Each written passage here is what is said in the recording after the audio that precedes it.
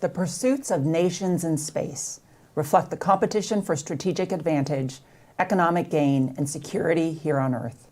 China's advances in space capabilities and counterspace threats underscored how contested the domain has become, while commercial innovation continued to outpace traditional timelines and reshape what resilience and scale look like in orbit. At the same time, initiatives like Golden Dome signaled a growing alignment between missile defense, space sensing, and deterrence. Together, these developments made clear that space is no longer a passive enabler. It is an active warfighting domain, and decisions made now will define the balance of advantage well into the future.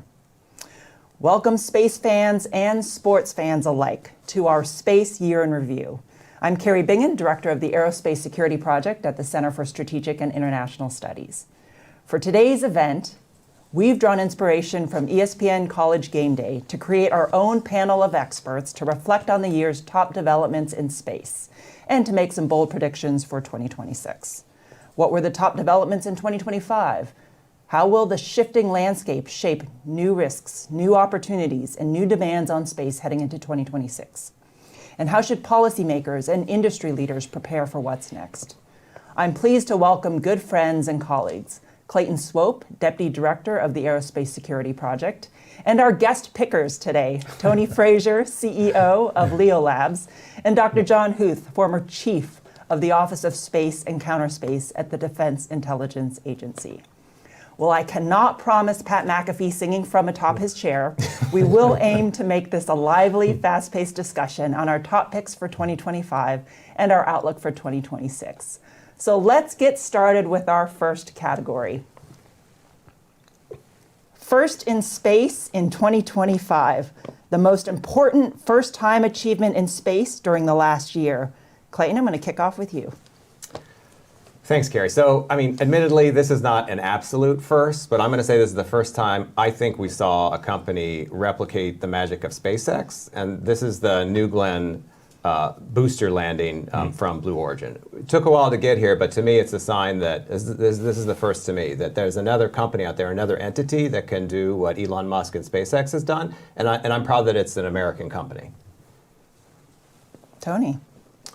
Well, I think it's great that there continues to be commercial innovation in the U.S., but my pick ties to innovation in China.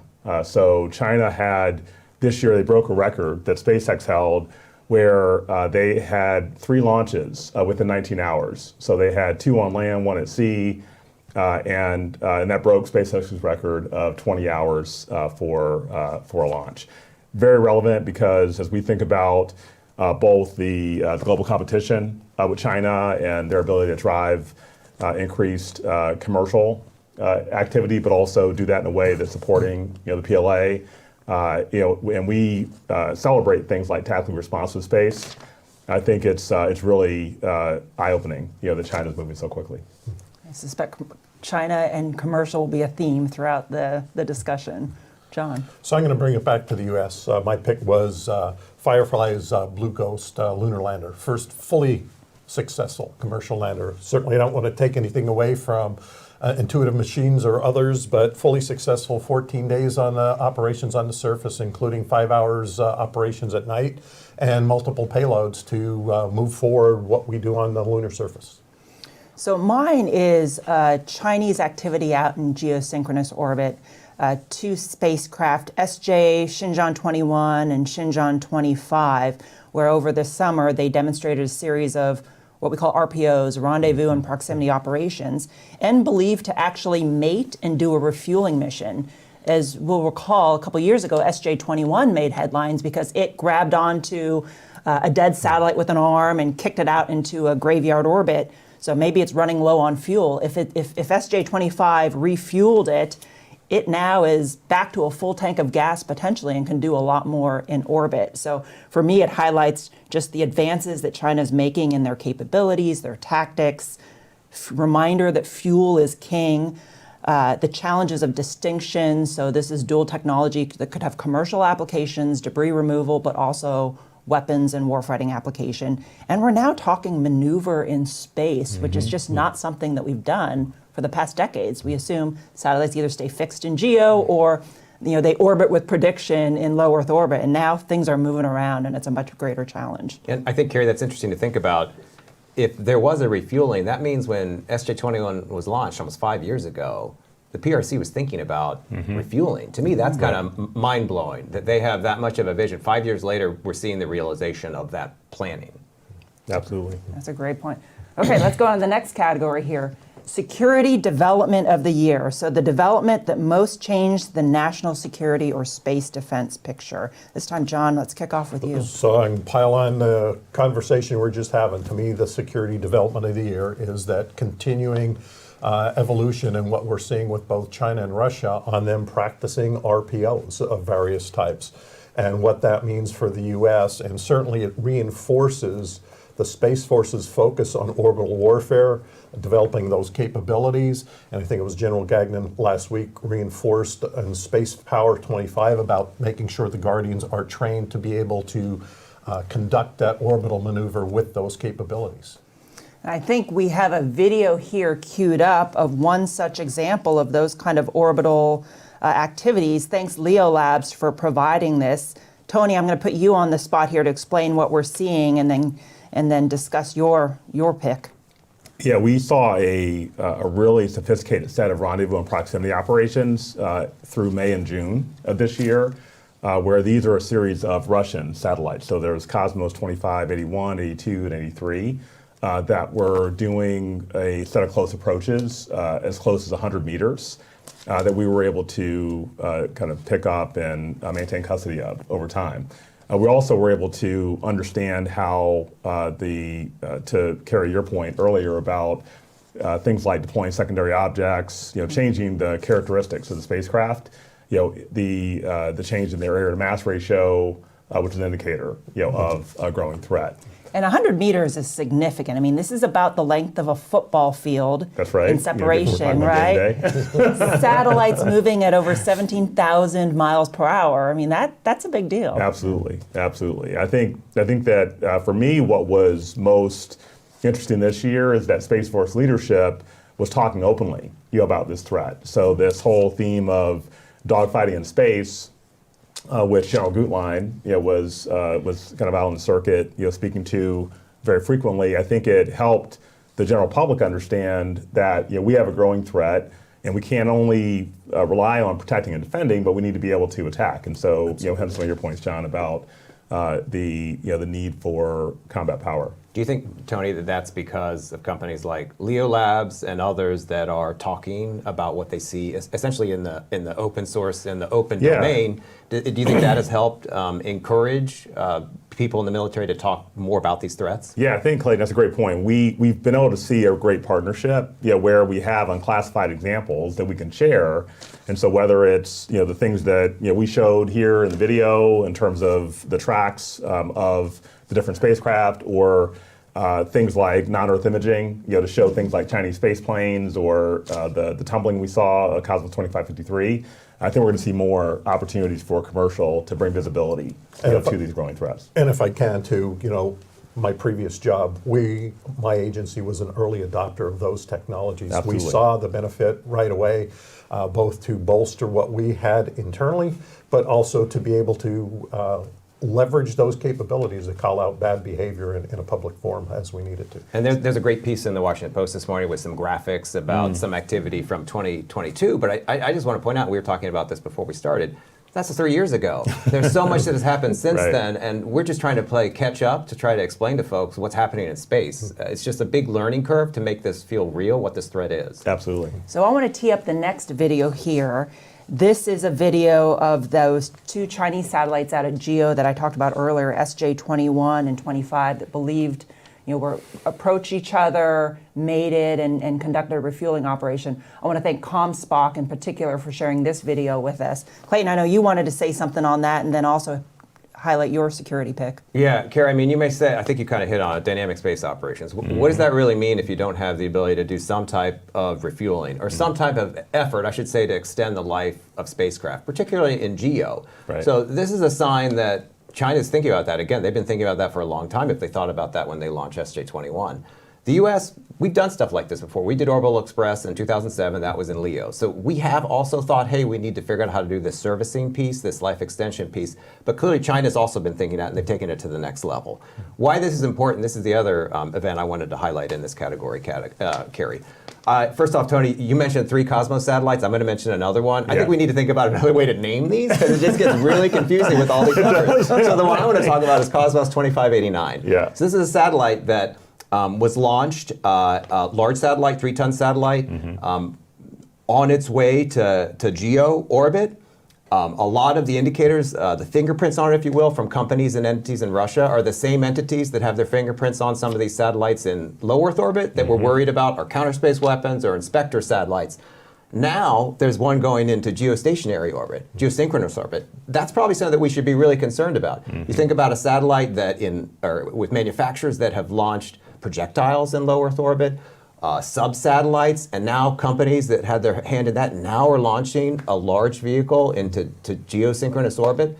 That should be concerning. You pair something like that with the ability to do servicing and refueling, that is even more concerning. And I'm not saying I see that mashed up with what Russia's doing and what China's doing, but to me, these are 2 huge technologies, refueling or servicing and life extension, and then weapons, a new inspector satellite that can launch sub-satellites possibly. Having that in geosynchronous orbit, both those threats are huge, and I think we should really be looking at both of those very closely in the coming years. So we talked foreign security developments. The pick that I have is actually a bit closer to home here. I wanted to highlight a US one, which is Golden Dome for America, that was announced earlier this year. And space is a huge component of that strategy and architecture. Space sensors, communications relays, and space-based interceptors. So we'll see how we've evolved in the 40 years since SDI. But those space-based interceptors not only would have utility for missile defense, but also potential counterspace utility as well. I would say, I think Homeland Defense of the United States, long overdue, beyond just the 44 ground-based interceptors we have in Alaska and California, given where the threats are headed, missiles, hypersonics, cruise missiles, aerial threats. China, Russia China has A2AD, right? Area denial. We need a little bit of that as well. So I think, though, the onus will be on the administration heading into next year. They need to get out there and explain why this is so important. In absence, others are filling that vacuum. We'll see debates going forward on strategic stability, arms racing. I know, Clayton, you wrote a piece on that a little while ago. And I think also there'll need to be some expectation management. There is real kit that exists today that could be delivered by 2028. There are space components that can be delivered. But then there's also a mid and longer term piece to this as well. So I think that the administration explaining what they're doing and why will help this effort along. So, okay, let's shift to the next one. Security or safety development of the year. So this category is the biggest advancement or controversy in space flight safety. Tony, can I kick off with you? Yeah, we've seen just a massive acceleration of new payloads in low Earth orbit in particular. So just this past year, there's over 3,500 new payloads in low Earth orbit. Our catalog, we're now tracking over 26,000 objects, about half satellites, half space debris. And my pick is there was a close approach that was in the news this week where SpaceX complained about China having a near collision with one of their satellites where it was within 200 meters, so 2 football fields. And there was no information in the public catalog on this. This was not an actively tracked satellite payload at the time. And so SpaceX was talking about how there's a need for more information sharing and whatnot. And I think it just is indicative of how space is becoming more congested. And also, with just the acceleration, you have new payloads on orbit, like how important it is that we're cataloging those objects quickly. Great point, John. Yeah, no, I think my pick was the growth of orbital debris. We got mega constellations, not just US, but China and others. We can't track everything all the time. We need to do a better job of that. Smaller payloads, Clayton, I think you made the point about, is this an active payload that's collecting? Is it a weapon system? We need to be able to sort the wheat from the chaff, so to speak. And I think we've got some ways to go before we can do that effectively. So to me, that is the big issue, safety issue of the year. You mentioned the near miss between SpaceX and the Chinese object. The China learned their own lesson in November with some micro debris that hit one of their return capsules and delayed their return. So maybe that will give them pause. And Yeah, the sad thing is it's not this is not a unique circumstance. I mean, we've had over 3,400 conjunctions, that were under 200 meters this past year. And so that's about 2 seconds, right? Exactly. One So to that's 2 a great. Can we seconds. queue up the next? Oh, great. We've queued up the next video here. Tony, can you explain this? Because it sounds like with all the stuff that's going up in orbit, some of these, the risk of collisions, the anti-satellite tests that we've had, there's a lot more things and risk of collision. Can Right. you explain that a bit and explain what we're seeing? Yeah, absolutely. So this is a visualization of our platform where we show the top collisions per day, probability collision a day. So what we do is we index all 26,000 objects in our catalog. We predict orbits for those, and whenever there's a potential for a collision, we generate a collision avoidance alert. And so we're generating thousands of these alerts a day. They are really kind of weighted based on the probability of collision, so how close those objects are projected to be near each other, as well as the size of those objects. So a rocket body is more concerning than micro debris. But just tied to this recent event with SpaceX, there were over 3,000 events this past year that had meaningful size objects that had a very near miss. Okay. Now, I want to jump in with mine on this because I think it's related. To me, the biggest surprise is this year to me is that we saw the proposed cuts to tracks. So the organization within the Department of Commerce and the Office of Space Commerce that would be responsible for providing information from government sources, from company sources about things happening in space, so space situational awareness data and services to companies, to private sector entities. To me, that was being cut in the scenarios that we're talking about here just feels really shocking to me, particularly when you look back to the history of having that function within commerce, and that goes to the first Trump administration, which is Space Policy Directive 3 in 2018. So to me, I was very surprised to see people say, no, we don't need this right now. And so I thought I'd go a slightly different direction here and talk about GPS jamming and its impacts as a safety risk. And Clayton, you and I in the last couple of years have written on just this explosion of GPS jamming, not just on the battlefield of Russia and Ukraine, but worldwide, and what impact it might have on safety of flight and civil aviation, on maritime transportation. So last year, we do at CSIS an annual space threat assessment. We wrote about how Qantas Air, the International Pilots Association, had issued notifications on suspected Chinese jamming in the South China Sea. With things heating up in South America right now, interestingly, just within the last few weeks, you had the FAA issue a notice to airmen on GPS jamming in and near the Venezuelan airspace.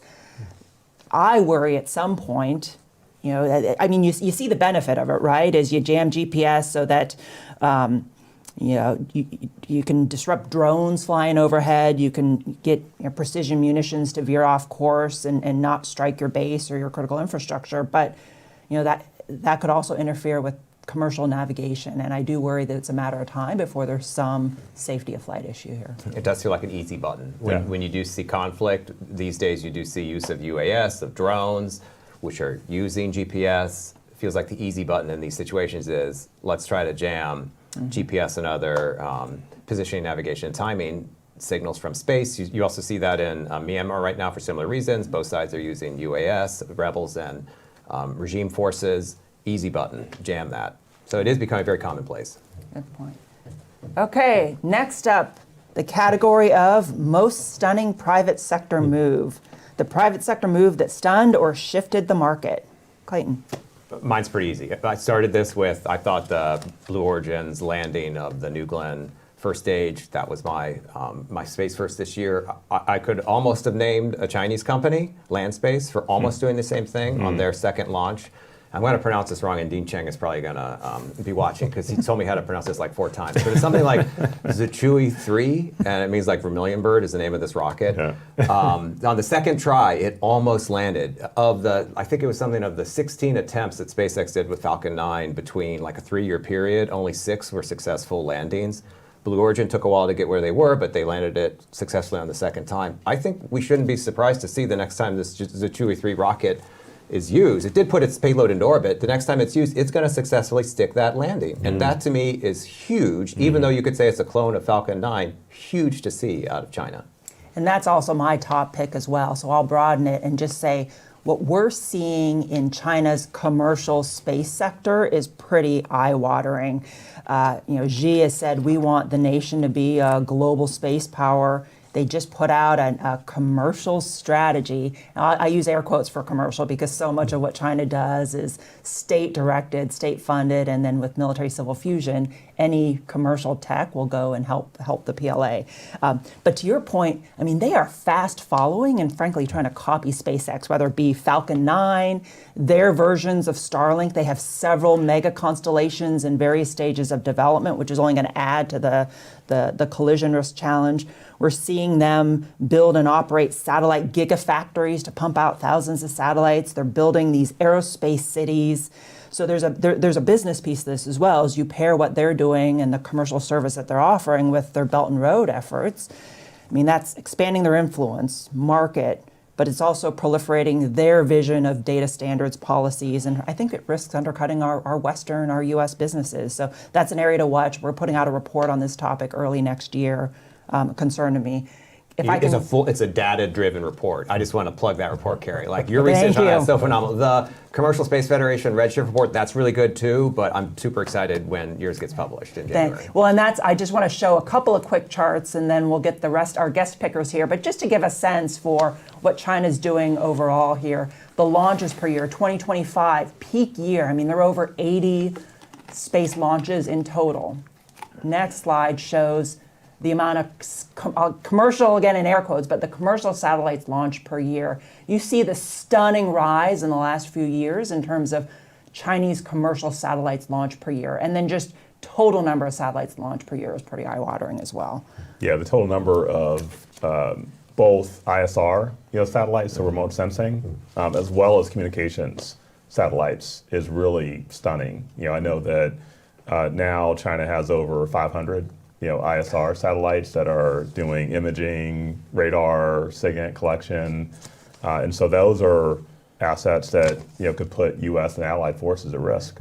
And they've done that just in the last few years, yes, too. That's what's exactly. amazing. And PNT, commercial PNT, sent to space. That's right. Yeah, absolutely. Yeah, they now have dozens. Yeah, constellation. Yeah, exactly. And IoT with Geely, the company that manufactures cars, they're launching. I mean, it's just it's eye-watering. And I think, Kari, to your point, I know you've spoken on this before, but production, right? I mean, we're talking now as a nation about how do we scale production. Yeah. But to have an adversary that's producing thousands of new satellites a year, that's an incredible accomplishment. And light lift to heavy lift, sea launch, being able to do rapid launch in a lot of cases. Yeah, that is pretty So any other private sector picks, Tony? So one I would just call out, and it ties in with your earlier security development with Golden Dome, is how commercial industry is leaning in to collaborate on demonstrating the art of the possible, to be able to get capabilities fielded quickly. And so we had a great collaboration this year with Anduril and Varda, where Varda has a really impressive reentry vehicle that is a hypersonic surrogate. Anduril is doing a lot of interesting work with command and control, battle management capabilities. And we talked about how we could collaborate to demonstrate our ability to use our radar network to track that object at hypersonic speeds, which is highly relevant, for Golden Dome. And so we were able to come together within weeks, do a really impressive demonstration, and that's helping us both invest in our products to look at how we can do tech insertion into the new Golden Dome architecture as it emerges. Great point, John. Mine was Blue Origin as well. You know, they got it down on the second try. Now we have, to your point, Clayton, now we have 2 in the U.S. that can do that. Competition's a good thing, so that was my pick as well. All right. Well, and I neglected to mention at the outset, we will take a few audience questions at the end, so please go ahead, go to our website and submit those questions. Okay, the next category for us is the course correction of the year, the most important pivot, reform, or policy change affecting space. Clayton, let's start off with you this time.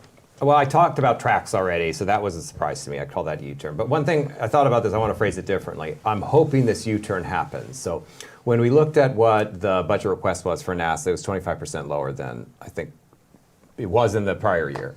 We saw a lot of money in the reconciliation bill and the big, beautiful bill for NASA, focused on Artemis. Good.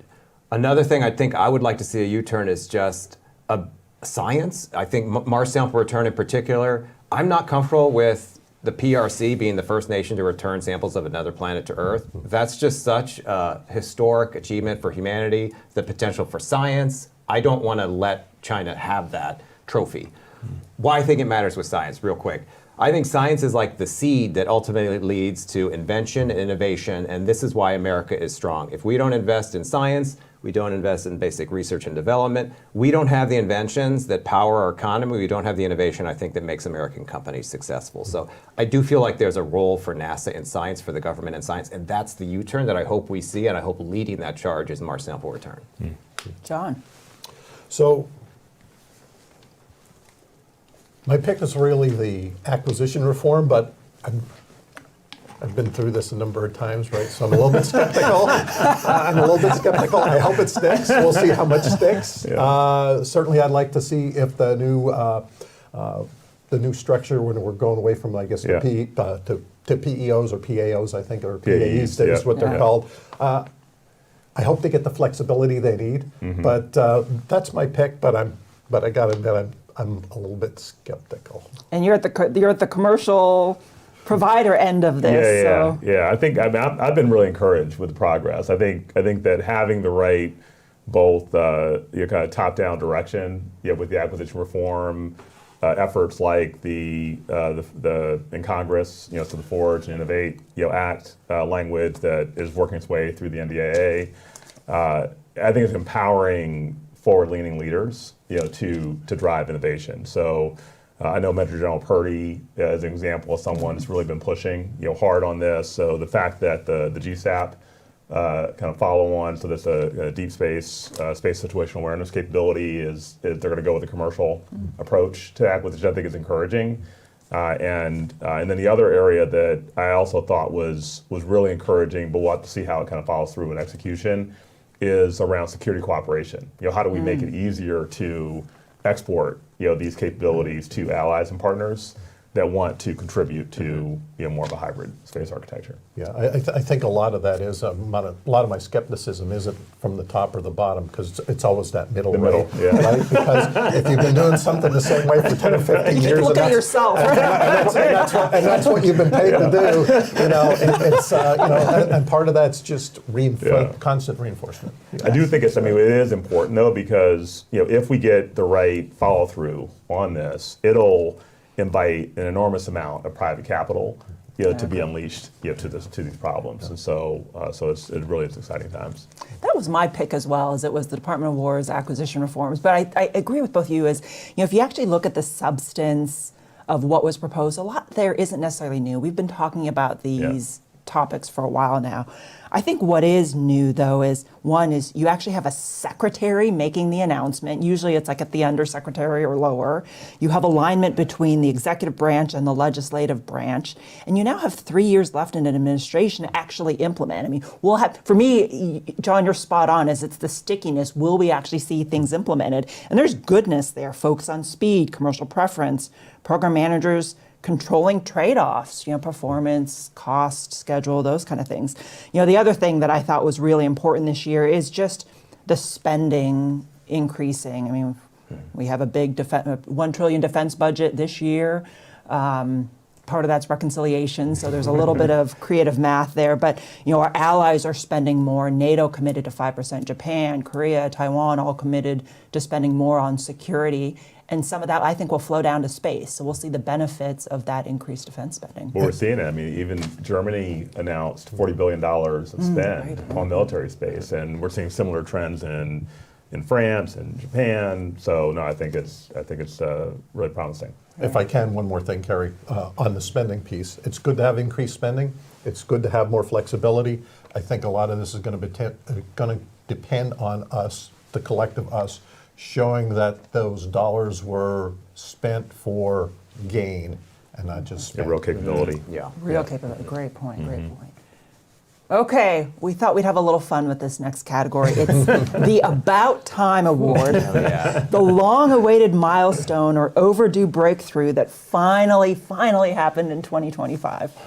Okay, Tony, put you on the spot. Well, Clayton, he kind of stole my thunder a bit, talking about the tracks. Oh, saga. sorry. No, it's all good. It's all good. But what we saw was, so kind of going back to SBD 3, 2017, 2018 timeframe when it rolled out. And we had a big win about a couple months ago where we had both the Space Force and the Department of Commerce collaborate on a joint data buy to be able to leverage our entire object catalog. So we are supporting both programs for both space safety and security, where it's bringing commercial data into the architecture, not as a bolt-on, but in a much more fundamental way. And so while there has been a lot of twists and turns, in terms of the support for tracks, funding situation, and also looking at the kind of the overwhelming support from industry and other government agencies, I think it is encouraging that they're starting to really adopt commercial as part of the mission. Okay, so I'm going to stick with the football analogy here and say Jeff Bezos' team is finally on the field. Blue Origin, New Glenn, First Flight, and closely related, the BE-4 engines are churning out and delivering. ULA had their Vulcan first national security space launch and subsequent certification this year. Amazon Kuiper, now Amazon Leo, those satellites started launching this year. So we are seeing, and John, you mentioned this earlier, expanded competition in both the launch and the Leo broadband, Leo internet space. So I think that competition will be good going forward. Clayton. I forgot. What was the category again? I already forgot, Kari. What was the question? It's about time. It's about time. It's about time. Duh. John, I agree with you. It's about time that we saw a commercial moon landing. That was in the Firefly mission in March. Because I thought we've seen great companies try this. It's a really hard nut to crack. iSpace from Japan, Intuitive Machines, Astrobotic. Nailed it, though, with Firefly. And I think we'll see that more as these companies learn how to do this. So I think, though, that was something I've been waiting for, fully successful CLIPS or commercial moon landing, and we saw it. Yeah, I was excited to see them have a successful IPO as well, coming on the heels of that. Yeah. That's amazing. John. So I'm going to go back to my astronomy and science roots and say the About Time Award goes to SphereX, which is a NASA satellite to look at stars and catalog stars photometrically and spectrally within the galaxy, and then look at catalog over 450 million galaxies, look for things like clouds of water vapor and other things that might lead to the formation of solar systems around other stars. And I think that science piece is really important, and it was originally supposed to launch in 2023, I believe, but launched earlier this year. So that was my about time to get us kind of off the trend we've been on the safety, security, and national security And piece. that science piece And is that incredibly science piece, important. yeah. That's great. Okay, we're going to shift gears here from 2025 to 2026. So I'm going to move here to the category of key trends to watch. The emerging pattern in 2025 that we need to be looking at going into 2026 that will reshape where the industry is headed. Clayton. Well, I think, Tony, your job's going to be a lot harder. I think we're moving into a period where there are very active efforts, particularly by our adversaries, to deceive and hide in space. Maybe not where they are, but what they are, how big they are. I look at a launch from China, Xi'an 28B1, where everyone thought it was going to GEO. It took really 7 days. I think a lot of it thanks to LeoLabs to figure out that it actually went into low Earth orbit and not GEO. So we kind of didn't really know where it went. It wasn't expected to go there, and it took a while to figure out where the satellite went. Another example is the Russian satellite, Mozhayet-6. It went up with a GLONASS satellite. For a while, no one knew where the satellite was. 5 weeks later, we find it in medium Earth orbit. I think it was another space situational awareness company, Slingshot, that helped find it in that case. Just very dim satellite, potentially intentionally dim. And then I look at another example of a company from China that's developing, it's for increasing drag for deorbit, allegedly, but it's an inflatable balloon, metallic balloon. Right. That's certainly going to alter the visual signature of it, that's going to alter the radar signature of it. So I see efforts to potentially deceive what the satellite is using a system like that. So all of these things I feel like people are kind of talking about. I think a lot of folks like Jim Schell, Greg Gillinger, at different companies too, beyond just providers like you of data, who are raising kind of an alarm about this. But this trend is going to continue because it's so far, there's signs that it's actually working, as really confusing the way that we do space operations. So deception, that's I think the trend that we're going to be talking about more in a year. Really interesting. Yeah, that's really well said. Tony? Yeah, I'd say that the combination of deception, but also proliferation. So both, if you look at the 1,000 sails and the Guowang mega constellations, they each exceeded 100 satellites this year, but they're well on the path to ramp up to over 30,000 satellites combined. So you think about the issues of, we talked about different launch sites. We talked about more challenging targets with an escalating number of targets. I think it's just creating kind of a massive need for why we need to just evolve our sensing and characterization capabilities. John? I know it's a well-worn path, but I really think it's AI. I still don't think we've seen the total of what that can bring to this environment. Certainly, it's a tool that has utility more broadly than space. But I think you made a point in a venue earlier this week about how AI can be used for mission planning, for autonomous operations, for large data analysis, and I think we probably just scratched the surface on that, and I think that's still something to be watched. Yeah, really, really well said. My pick is actually on Counterspace, and I'd say Counterspace everywhere. I mean, we're really starting to see this normalization of and a more open discussion on counterspace weapons, warfighting from space. You used to never be able to say the word warfighting and space, in the same sentence. Or something blew up. Or the police came and arrested you. Right? Exactly. Yeah. We all used to have clearances. You can actually say those things now. And just this, not only the scale of China's counterspace activities, but that we're openly discussing it. Space Force released a space warfighting framework earlier this year. Our allies are openly discussing not just defense but offense. France. Germany. Bodyguard satellites. You had General Whiting, the commander of Space Command, last year talk about, we need more space fires, space weapons. We need to be saying warfighting in space. So that's something I'm watching as we further normalize it and continue to invest in necessary capabilities, because 2027 is just around the corner. That Davidson window that folks talk about, China's clearly getting their military ready. Not that any political decisions have been made, but they're ready. We need to make sure that we're ready in space as well, because we know that's going to be targeted. And not to use someone else's analogy that's been used before, and since we're talking sports, you don't show up with just the defense, right? Well, that's a great, that's a great point. As a former linebacker, I still a fan of defense, but you need offense. Okay, we'll say last substantive question, and then, actually, let me shift gears here. There is an audience question that I want to throw out from Tracy Wilson, and she asks, how will the commercial space sector in the U.S., China and elsewhere continue to evolve in 2026? So I think it's a nice dovetail with trends.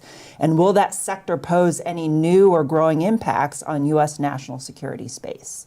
So trends in the commercial sector. I'm happy to dive in Please. on that one. So I think it kind of goes back to an earlier comment I made, which is as the demand signal is more clear, on how, like what needs to be done, to support the mission. I think you're going to see more private investment lean into that. So just to give a quick, anecdote relevant to LeoLabs, we saw this acceleration of launch activity in China, and there are no sensors, in the space surveillance network that cover, that region of the world until you really hit Australia. And so we, through a collaboration with the U.S. Space Force and SpaceWorks, we won a strategic funding increase contract where it's helping us mature our next generation radars, where we're going to be fielding a large system in the Pacific region with a focus on new foreign launch detection. So how do we get early warning and tracks of those launches to be able to support integration into the architecture? And I think the way that our mission partner has been leaning in, to help us understand the nature of the threat, so we build the right system, also how we integrate it into the architecture more closely, so that we're able to support kind of low latency sharing of information and intelligence. I just think it's really encouraging to see. Great point. Can I toss in on Please. that one real quick? I actually wonder if China is going to be able to copy the playbook they've used for telecommunications with Huawei and ZTE. Yep. Yeah. I wonder because I think we woke up, the United States woke up, the West woke up, and a lot of other countries that, hey, when we buy these types of services and equipment and technology from China, there's a lot of risk. We don't trust China. So I think if they develop a lot of these broadband capabilities from satellites that look like Starlink and Amazon Leo, launch capabilities that look like Blue Origin and SpaceX, is the West going to buy that? Or I wonder, is this essentially going to create kind of a closed economy within China, kind of like a self-licking ice cream cone, that it's not really growing like China did with telecommunications because we just don't trust China anymore? And you could say China could have all of the emerging economies or the global south, but I don't really think that's where the money is. That's not where the business is. So that's not going to make business sense for China. So I'm still wondering, is it going to break out of that mold to look more like telecommunications, or have we really kind of boxed China in and people just don't trust them anymore to buy something important from space? I don't know. I don't have an answer. I'm just wondering, and I think that relates directly to commercial. Yeah, really great point. That's a good point. Yeah. Okay, let's go to our last question or category here. 2026 wildcards. What is your wildcard development or event that you predict for 2026? Clayton. Just have a bad feeling that China's going to announce they're going to try to do their crewed landing of the moon sooner than 2030. They moved up their Mars sample return mission by a year to launch it in 2028. I just have a bad feeling they're going to do the same thing with their human landing on the moon, and maybe say we're going to do it by 2029. Yeah, I'd say that, with the Space-Based Interceptor Award tied to Golden Dome, I'm looking for a space weapons procurement that's kind of out in the public, out of Space Force. They've been talking about the need, but again, you can't deter if the world doesn't know about it. And so I think there'll be something along those lines in 26. Not to put you on the spot, but I'd be curious also, John, your thought, not just yours, Tony, or Kari, anyone's thought. So we talk about space weapons. A lot of it's like from Earth to space, or something happening space to space. Thoughts on space to Earth weapons, so space to Earth bombardment, or whatever you'd want to call that. Are people thinking about that? Certainly they've thought about it in the past, going back to the 80s, including the Russians. So people have thought about it in the past. I think there's an old now unclassified assessment going back to the early 60s where there were all kinds of offensive space weapons thought of to include Earth to space weapons. Good idea, bad idea? Jury's out. Jury's out. Policy challenge. Policy challenge. But China's demonstrated it. Let's not Yeah. forget that That's with true, their yeah. FOBs, With their their FOBs, fractional that's right, orbital exactly. bombardment Yeah, system. exactly. Yep. Yeah. A few years ago. 40,000 kilometers. Yeah. I think we think it's really exotic, but sometimes this idea, it's not as exotic as people. Rods from God, I get it, but that's not exactly what we're talking about in every case. Absolutely. No, well So is said. that another one of your wild cards? No, I don't think we're going to see that develop. But Tony, when you're saying like the development of space weapons, to Yeah. me that's probably should be in the thinking somewhere. I But agree. I don't know if we're I going to agree. have I like don't an know about RFP 20. for it. Yeah, Right. in 2026. Yeah. Well, but it's also, it gets to, we've long looked at space as this kind of pristine place, and, we don't want to alter the strategic balance in space, but we are using the space domain for warfighting. We should want advantage in this domain, just like we want advantage in the air domain or at sea. And we can do multiple things. We can have our military operate in space, and we can have commerce as well, just like we do in other domains. So I think we kind of need to get over that hump of, we can't even imagine, we can't think about these things. We at least need to be thinking about them, to your point. Okay, John?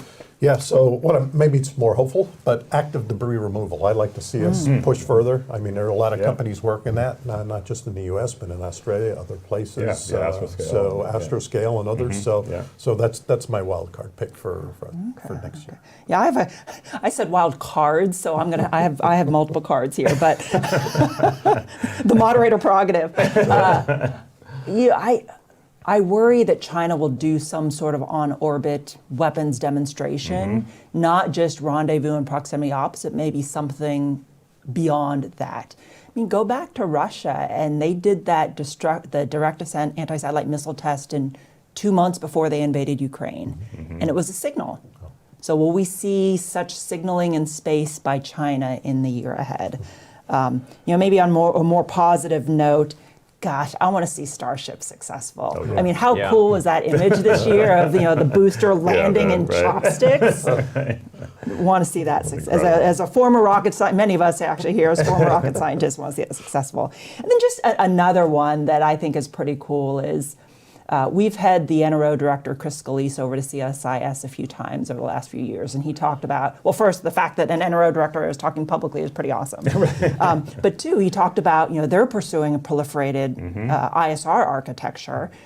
Year one, it was, hey, we have 100 satellites in orbit. This year, he came and talked to us and said, we have over 200 satellites in orbit. Curious what next year will hold. But pretty amazing that, to your point earlier, Tony, about proliferation is, Right. we're seeing both private sector and the government really get into this game. Okay, lastly, let's bring it back to ESPN College Game Day, the inspiration which we modeled today after. Okay, we're heading into the playoffs this weekend. What do you predict for the national championship? Clayton, I'm going to start with you because I know you're a big football fan. Kari. I went to Notre Dame. I'm really not a big football fan, period. I don't mean to stereotype, but there's probably 7 gay men in America who are football fans. I am not one of them, and neither is my husband. So I really don't watch that regularly. I don't even know who's in the playoffs. I have no idea. I don't think it's Notre Dame, but if it is, I hope they do well. John. I'm not far behind Clayton there, right? Penn State grad, great school. Don't know that they're in the playoffs or not, but So one of the things I love about our space community, it's big, but it's smaller than you think, and you run into folks, at all levels of experience and backgrounds, and it's just awesome. But we're also a little nerdy, so it actually doesn't surprise me that some of our great minds in space, focused on the right things, don't necessarily know much about football. That's okay. So my pick, I'm a huge Oregon fan. So I don't know if they'll win it all, but that's where my allegiance is. So Sko Ducks. Yeah. Tony, Mr. Running Back. As a nerd and a former football player, I have a bit more to share. So so I grew up in the Buckeye State, Canton, I'm from Ohio. Ohio. Yeah, are you really? Southern Okay. Ohio, near Dayton. Awesome. Yeah, I grew up in Canton. Oh, Canton, okay, cool. Ohio. It's like another state, though. You know, Yeah, Ohio right. is. So I'm a huge Buckeyes fan. So the last few years, my family would get together every year for Thanksgiving. We all were decked out in our Ohio State gear. It was very disappointing the last few years with the Michigan loss. So we beat Michigan this year, lost in the Big Ten championship, but we're going to go get the Natty the second time this year. Okay, I can't say go Ohio State, but thanks for sharing that. Well, hey, let's wrap it up. This has been a really fun discussion this morning. So Clayton, Tony, John, thank you for being good sports. Kari, next year let's do a Star Trek themed one or a Next Generation specifically themed one, because I bet you watch Next Generation. Am I right? I'm an original Star Original, Trek. okay. Yeah, well, yeah. then that will be we'll be more comfortable in that environment. good. Yeah, I'll be in charge. We'll wear I'll be the in garb. charge. As long as you bring the sweater. But hey, I also want to thank our streaming and broadcasting team here who did a great job with this new format. Our Aerospace Security Project team, particularly Christina Nordby, who does so much behind the scenes for us every day. I want to wish everybody a warm, safe, healthy, happy holidays. We will be back in 2026 with a whole slate of events, reports, other things going on, including we will be inaugurating a strategic space dialogue in partnership with Tony and the LeoLabs team. So we're really excited about that discussion to come. So thanks everyone for joining us today. Have a great holidays.